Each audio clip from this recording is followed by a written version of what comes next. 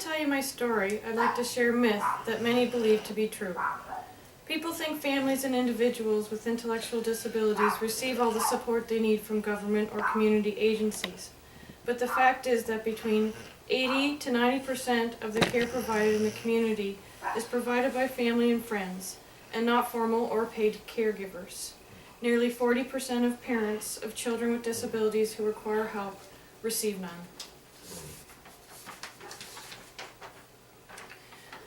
The Nova Scotia Association for Community Living changed our life. Before I came involved in the Nova Scotia Association for Community Living, our life was confusing and frustrating. So many of the things that you and I take for granted, such as eating, walking, talking, just weren't possible for Danny. The system that we found ourselves in did more to have us believe that something was wrong with us. We were impoverished, isolated, and scared. There was a sentiment I knew well. I felt like I was the only person, besides my family, that valued my child. I had a big question. What's going on here? I met a fellow parent when Danny was 2 years old.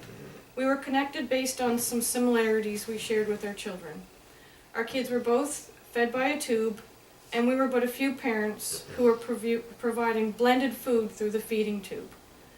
I connected with Barb Horner, looking for advice. At the time, she worked for the Halifax chapter of the Association for Community Living. She soon became my friend and my mentor.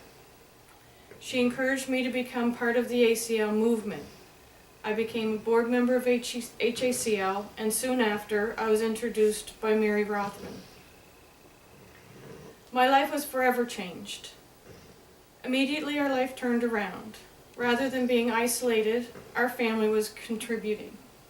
By going to the board of directors meetings and educational conferences, our family was able to gain the knowledge and the courage needed to advocate for ourselves. Through attending NSACL meetings, conferences, and other similar-minded community group meetings, I learned that everything I felt about my son was true and valid. I was validated. My son was indeed the precious gem that I believed he was, perfection in the flesh. I realized we have great power and responsibility to social justice. We felt supported and encouraged enough to ask for what we needed, and we received it. My son enjoys a full life and is welcomed in his community. He travels around the world and continues to touch and teach the people he meets. Now, our family is independent, educated, and we enjoy a better quality of life than we did before we joined NSACL.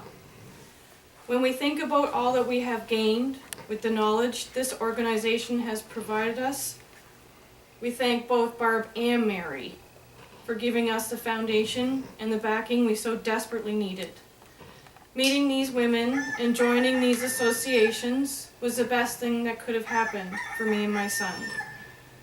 I answered my question. What's going on here is pure, unconditional love. A life filled with fun, challenge, laughter, learning, and adventure. What's going on here is something I wouldn't trade or change for all the tea in China. I continue to be a board member of NSACL, and this experience continues to teach, enlighten, and move me beyond my imagination. I wish I could bring every parent to this movement. I wish every parent could feel the confidence and passion that NSACL has brought into my life. I am forever grateful.